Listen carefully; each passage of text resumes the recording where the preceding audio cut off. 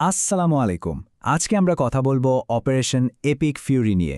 এটা এমন এক যুদ্ধ যা শুধু গোলাবারুদ দিয়ে নয়, বরং আর্টিফিশিয়াল ইন্টেলিজেন্স দিয়ে লড়া হয়েছে।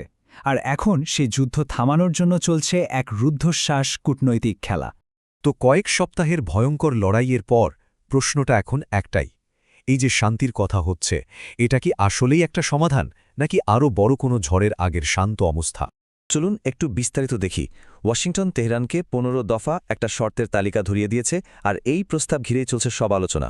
চেষ্টা চলছে ২০২৬ সালের ফেব্রুয়ারিতে শুরু হওয়া এই ভয়ঙ্কর যুদ্ধটা থামানোর। কিন্তু সমস্যাটা হলো দুই পক্ষের কথার মধ্যে কোনো মিলই নেই। একদিকে প্রেসিডেন্ট ট্রাম্প বলছেন ইরান নাকি চুক্তির জন্য কেঁদে কেটে একাকার, আর অন্যদিকে ইরানের মিডিয়া বলছে এটা নাকি একটা ধোঁকা, একটা অবিচার।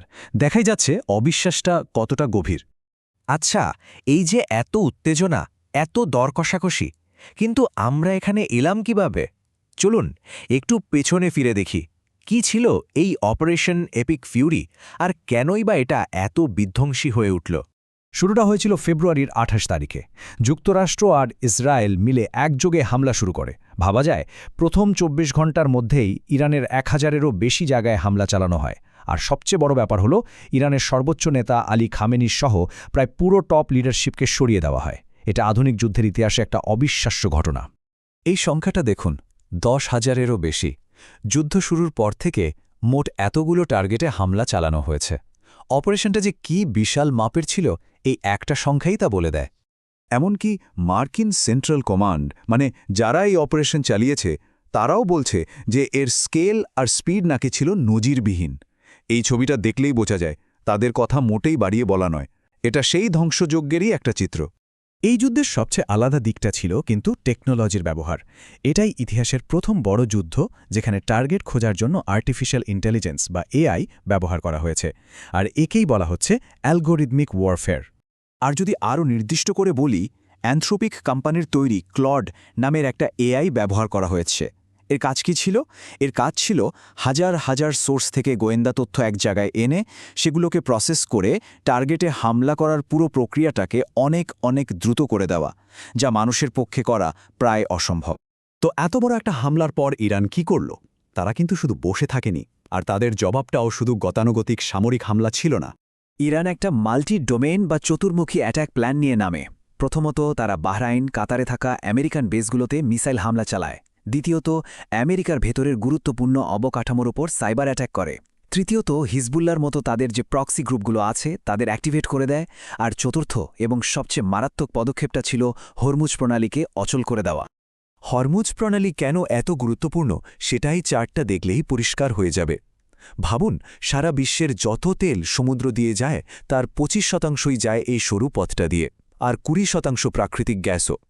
মানে এই জায়গাটা বন্ধ করে দেওয়া মানে হলো পুরো বিশ্বের সাপ্লাই চেনের উপর একটা বিরাট ধাক্কা দেওয়া।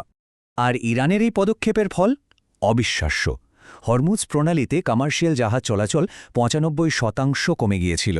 জাস্ট এই একটা সংখ্যাই বুঝিয়ে দেয় বিশ্বজুড়ে জ্বালানি সংকট কতটা মারাত্মক আকার ধারণ করেছিল। চলুন আবার ফিরে যাই আলোচনার টেবিলে। এখন আমরা দেখব দুই পক্ষ আসলে কি চাইছে, আর তাদের চাওয়া পাওয়ার মধ্যে ফারাকটা ঠিক কতখানি। ব্যাপারটা অনেকটা এরকম যে দুই পক্ষ যেন দুটো আলাদা পৃথিবীতে বাস করছে। আমেরিকা চায় ইরান তাদের নিউক্লিয়ার প্রোগ্রাম একদম বন্ধ করে দেবে, হরমুজের নিয়ন্ত্রণও ছেড়ে দেবে। আর ইরান কি চায়? তারা চায় সব ধরনের হামলা বন্ধের গ্যারান্টি, যুদ্ধের ক্ষতিপূরণ, আর হরমুজের ওপর তাদের নিজেদের অধিকারের স্বীকৃতি। মানে একেবারে বিপরীতমুখী দাবি। এই অচলাবস্থার মধ্যে প্রেসিডেন্ট ট্রাম্পের এই কথাটা কিন্তু বেশ কড়া। তিনি খোলাখুলি হুমকি দিয়ে বলেছেন ইরানের আলোচকদের সময় থাকতে সিরিয়াস হতে হবে, কারণ একবার সময় চলে গেলে আর ফেরার কোনো রাস্তা খোলা থাকবে না। আর ঠিক তার উল্টো দিকে ইরান কি ভাবছে? তাদের ভয়টা হলো এই আলোচনার প্রস্তাবটাই একটা চাল। তাসনিম নিউজ এজেন্সি বলছে তেহরান মনে করে আমেরিকা আসলে দক্ষিণ ইরানে একটা গ্রাউন্ড ইনভেশন বা স্থল হামলার প্রস্তুতি নেওয়ার জন্য সময় কিনছে। মানে বিশ্বাস জিনিসটা একেবারেই নেই। এই যুদ্ধটা কিন্তু এখন আর শুধু আমেরিকা আর ইরানের মধ্যে আটকে নেই, এর প্রভাব পড়ছে সারা বিশ্বে। তৈরি হচ্ছে নতুন জোট, ক্ষমতার ভারসাম্য বদলে যাচ্ছে। এই নতুন সমীকরণের কেন্দ্রে আছে ইরান, চীন আর রাশিয়ার মধ্যে একটা ত্রিপক্ষীয় কৌশলগত চুক্তি। আর এই জোটটাই ইরানকে আমেরিকার চাপের মুখে টিকে থাকার সাহস আর শক্তি যোগাচ্ছে। এই চুক্তিটা ইরানের জন্য একটা লাইফলাইনের মতো কাজ করছে কিভাবে চীন তাদের দিচ্ছে আমেরিকার সামরিক অবস্থানের স্যাটেলাইট ছবি রাশিয়া কথা দিয়েছে ইরানের এয়ার ডিফেন্স সিস্টেম আবার নতুন করে বানিয়ে দেবে আর দুটো দেশই জাতিসংঘে ইরানকে সব রকম কূটনৈতিক বিপদ থেকে বাঁচাচ্ছে ফলে আমেরিকার পক্ষে একা ইরানকে কাবু করা প্রায় অসম্ভব হয়ে দাঁড়িয়েছে তো সবশেষে প্রশ্নটা এটাই আমরা কি একটা যুদ্ধের শেষ দেখছি নাকি বিশ্ব রাজনীতিতে এটা একটা নতুন অধ্যায়ের শুরু যেখানে ক্ষমতার খেলাটা সম্পূর্ণ নতুনভাবে সাজানো হচ্ছে এর উত্তর হয়তো সময়ই বলে দেবে